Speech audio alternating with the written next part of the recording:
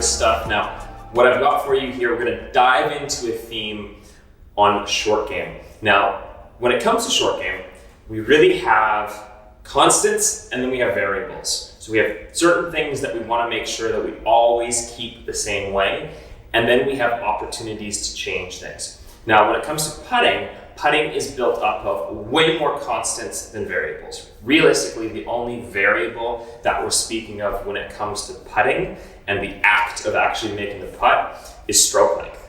Okay, so we will vary the length of the backswing to change the distance of the putt, but realistically, everything else is a constant. So what we're speaking of in terms of constants are things like alignment, making sure that we get the putter blade aimed where we want the golf ball to start. That's number one. Number two is going to be getting the alignment of our body. So that starts with our feet. Okay, we want to make sure that our foot line is parallel to our face alignment line. Once we have the foot line in place, it should be easier enough for us to get the rest of the chain. So knees, hips, shoulders, and eyes matching that line.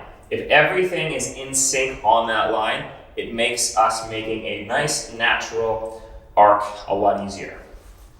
Once we have the alignment done, we can get our grip onto the golf club. So you'll see a lot of high-level players, they'll do all of the initial work with only their right hand onto the club. They'll step in, they'll take care of their alignment with their right hand, they'll get their body to match that face alignment, again, with only that right hand on the club.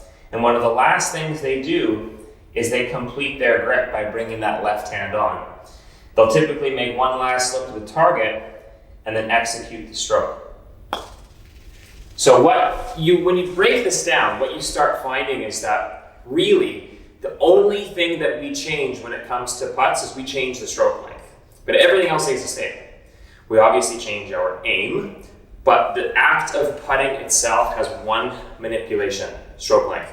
Okay, so when we can work on this at home, we can work on this in the office, it gives us a nice simple strategy for just making sure that we do all these things the same way.